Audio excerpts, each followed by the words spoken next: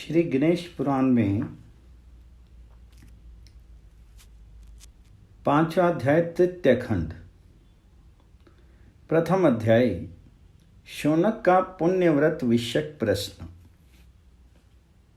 शौनक बोले, हे सूत जी, हे महाभाग, सुनते हैं कि एक बार भगवान शंकर ने भक्ति पार्थी को किसी संतानदाता व्रत का उपदेश दिया था।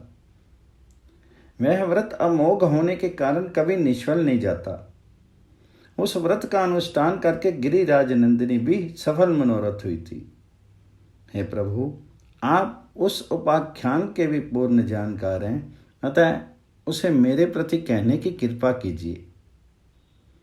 सूत जी उस प्रश्न को सुनकर के बड़े प्रसन्न हुए और कुछ देर मौन रह करके उन उमा का स्मरण करने लगे। तभी शौनक जी ने देखा कि उनके नेत्रों में प्रेम अश्रु निकल रहे हैं। सूत जी ने अपने नेत्र पहुँचते हुए कहा, धन्य हो शौनक, जो बार बार भगवान के अद्भुत चरित्रों के प्रति जिज्ञासा करते हो। तुमने जो प्रश्न किया है उससे संबंधित गाथा एक बार भगवान श्री नारायण ने देव ऋषि नारद जी को सुनाई थी। जगत जननी पार्थी के अंक में उस व्रत के प्रभाव से साक्षात अव्यधव पर ब्रह्म ही व्यक्त हुए थे। प्राचीन काल की बात है, जब शैलपुत्री के साथ भगवान शंकर का विवाह हुए कुछ ही काल व्यतीत हुआ था। भगवान वृषध्वज उनके साथ निर्जन वन में निवास कर रहे थे तथा वहां उनका विहार दीर्घ काल तक चलता रहा था।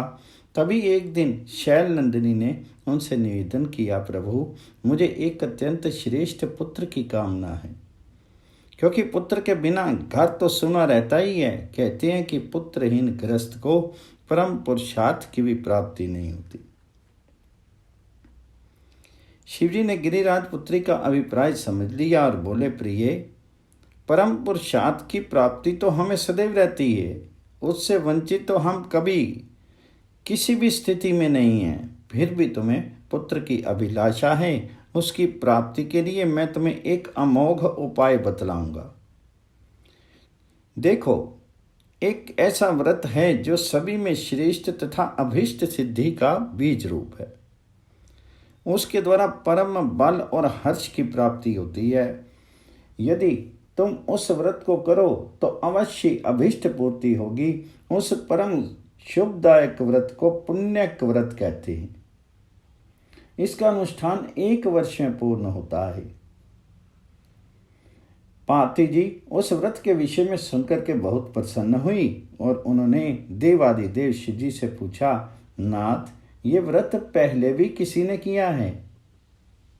यदि किया हो तो उसका उपाख्यान मुझे सुनाने की कृपा कीजिए, जिससे मुझे व्रत की विधि का भी ज्ञान हो जाए और अनुमान लगा सकूं कि मैं उसे कर सकूंगी या नहीं। शिवजी बोले, देवी, ये व्रत कुछ कठिन नहीं है। पूर्व काल में इसे मनोपत्नी शत्रुपा ने किया था। वह अधिक आयु होने पर भी संतान न होने के कारण बहुत दुखी थी। अब उसे कोई भी उपाय दिखाई न दिया तो वह पति की अनुमति से लोक पितामह के पास ब्रह्मलोक में जा पहुंची और वहां उनके चरणों में प्रणाम करके बोली, हे प्रभु, आप समस्त संसार के कर्ता तथा विजय के कारणों के भी कारण हैं। आपकी इच्छा के बिना स्वर्ग उत्पत्ति नहीं हो सकती। हे दयालु, मेरी इतनी आयु हो गई किंतु पुत्र नहीं हुआ और पुत्र के बिना ग्रस्त जीवन सर्था नीरस एवं व्यर्थ ही रहता है। विद्वानों का कहना है कि पुत्रहीन दंपति का जन्म एक वैभव किसी भी काम का नहीं होता।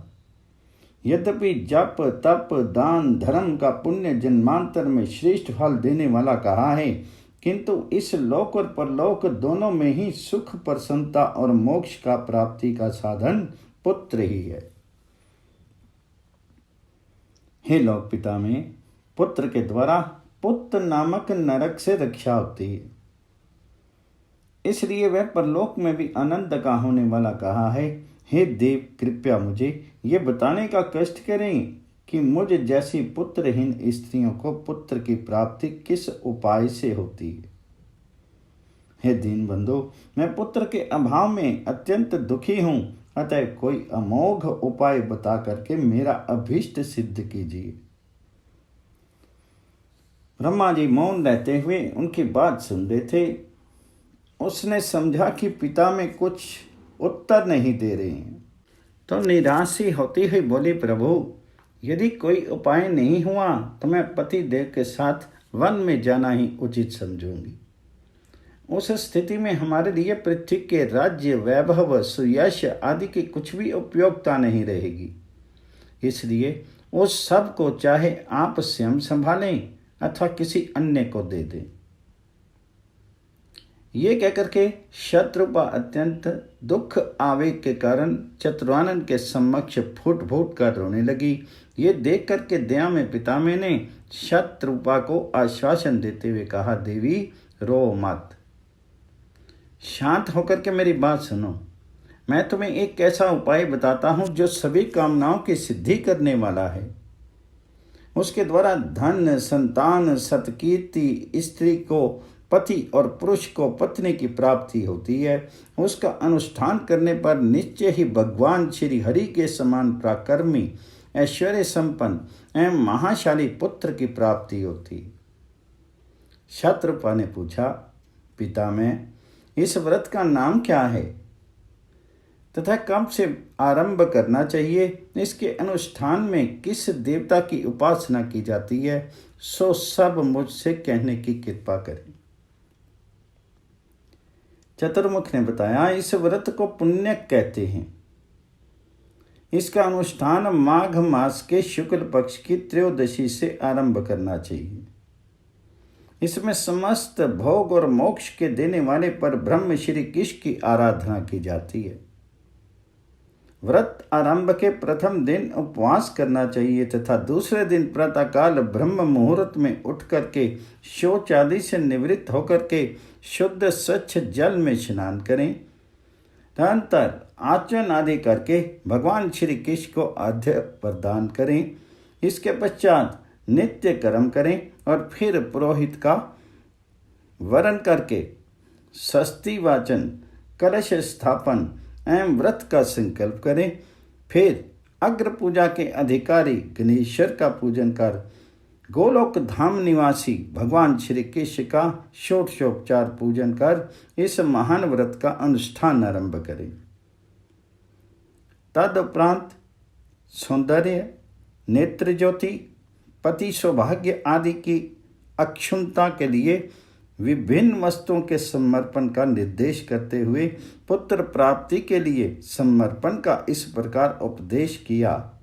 देवी, पुत्र की कामना से किए जाने वाला अनुष्ठान में कुष्मांड, नारियल, जंभीर और श्रीफल का समर्पण किया जाता है। अनुष्ठान काल में प्रभु की प्रसन्नता के लिए अनेक प्रकार के संगीत वाद्य आदि के साथ भगवान श्री हरि का गुण कीर्तन करना चाहिए। उनकी विशेष कृपा प्राप्त करने के लिए सुगंधित पुष्पों की 1,00,000 मालाएं अर्पण करें। उसके पुष्प सुंदर, स्वच्छ एवं बिना टूटे हुए हों। प्रभु को भोग रूप में अनेक प्रकार के मधुर एवं सुस्वादु व्यंजन समर्पित करने चाहिए। भगवान जी की परम प्रसन्नता प्राप्त करने के लिए तुलसी दल युक्त शुभ गंध से समन्वित पुष्प भेंट करें। यदि जन्म जन्मांतर में धन धान्य की समृद्धि की कामना हो तो नित्य प्रति 1,000 ब्राह्मणों को तृप्ति कर भोजन करावें और दक्षिणा दें।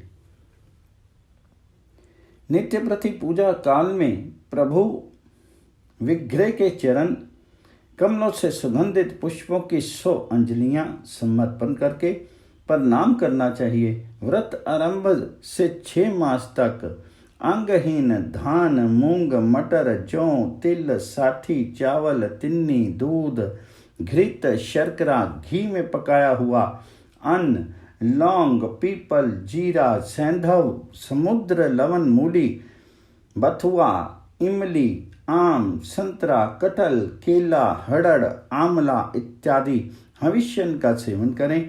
फिर 5 मास तक मधुर फलों का आहार और 1 पक्ष तक हविष्य का आहार करें। शेष 15 दिन तक निराहार रहें, केवल जल का ही सेवन करें। रात्रि में भी कुश के आसन पर जागरण करें तो अधिक फल होगा। व्रती को संयम से रहते हुए केवल श्री हरि में ही ध्यान लगाए रखना चाहिए। व्रत पूर्ण होने पर उसका उद्यापन करें। उसमें 308 डलियों में उत्तम उपहार रख करके उन सबको सुंदर वस्त्रों से ढककर दान करें।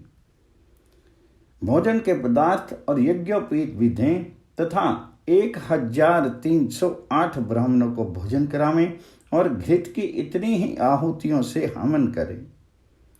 कार्य की संपन्नता होने पर दक्षिणा में 1308 सोने की मुद्राएं तथा अन्य प्रकार की भी दक्षिणा देनी चाहिए। लोक पिता में से पुण्यक व्रत और उनकी विधि सुनकर के शत्रुपा बहुत प्रसन्न हुई और उन्हें प्रणाम करके अपने स्थान पर लौटाई। उसने उस परम शुभदायक पुण्यक व्रत का विधि पूर्वक अनुष्ठान किया।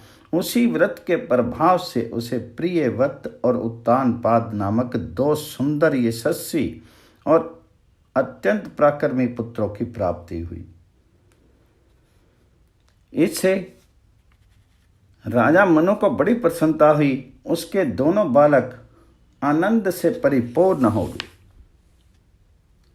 शिवजी बोले, हे शिवे, महाभागा देव आहुति ने भी इस अत्यंत शुभ पुण्य फलदायक पुण्यक व्रत का अनुष्ठान किया था। उसके फलस्वरूप उन्हें भगवान श्री हरि के अंश अवतार एवं सिद्धों में श्रेष्ठ कपिल देव की पुत्र रूप से प्राप्ति हुई थी। उन्हीं कपिल भगवान ने सांख्य शास्त्र की रचना करके अज्ञान अंधकार में पड़े हुए प्राणियों को ज्ञान का प्रकाश कराया था। हे पार्वती, इसी महापुण्यक व्रत को परम सती अरुंधति ने भी अत्यंत उल्लासपूर्वक एवं विधि सहित करते हुए भक्ति मुक्तिदायक भगवान श्री हरि की उपासना की थी, जिसके प्रभाव से उन्हें पुत्र रूप में शक्ति की प्राप्ति हुई थी। देवमाता अदिति ने भी परम भक्ति भाव पूर्वक इसी पुण्यक नामक महा अनुष्ठान का आश्रय लिया था। उनकी आराधना से प्रसन्न हुए भगवान श्री हरि ने उनके अंक में साक्षात पुत्र रूप से भगवान वामन देव का अवतार धारण किया था, जिन्होंने अपने 3 पदों में 3 लोकों को नाप लिया था। इंद्राणी शची ने भी इसी पुण्यक व्रत का अनुष्ठान करके जयंत नामक पुत्र प्राप्त किया था। मनुपुत्र राजा उत्तानपाद की पत्नी ने भी पुण्यक व्रत द्वारा श्री कृष्ण की आराधना करके परम भगवत भक्त ध्रुव को उत्पन्न किया था। हे पार्वती, धनेश्वर कुबेर की पत्नी ने नल कुबर को जन्म दिया था, उसमें भी इसी व्रत का प्रभाव था। सूर्य पत्नी ने मन को तथा महिषी अत्रि की पत्नी ने चंद्रमा को पुत्र रूप में उत्पन्न किया। हे शुभे, महिषी अंगरा को परम विद्वान एवं महिमा में देवगुरु बृहस्पति की पुत्र रूप में प्राप्ति भी इसी व्रत के प्रभाव से हुई थी। शैलनंदिनी भृगुपत्नी को भगवान नारायण के अंश भूत परम तेजस्वी दैत्य गुरु शुक्राचार्य की जो प्राप्ति हुई थी, उसमें भी इसी पुण्यक व्रत का प्रभाव निहित था। राज राजेंद्रों की महारानियां और देव पत्नियों को यह व्रत अत्यंत आनंद देने वाला एवं सुख साध्य है। अन्य साध्वी स्त्रियों के लिए भी प्राणों से अधिक प्रिय, सौभाग्यवर्धक एवं समस्त कामनाओं को पूर्ण करने वाला है। हे शिवे, इस व्रत का अनंत फल है। अब तक जो बताया जा चुका है उससे असंख्य गुना शुभ प्रदान करने वाला है। इसके द्वारा समस्त अभिष्टों की सिद्धि होती है। इसका अनुष्ठान करने वाले के सभी विघ्नों का इसके प्रभाव से निवारण हो जाता है।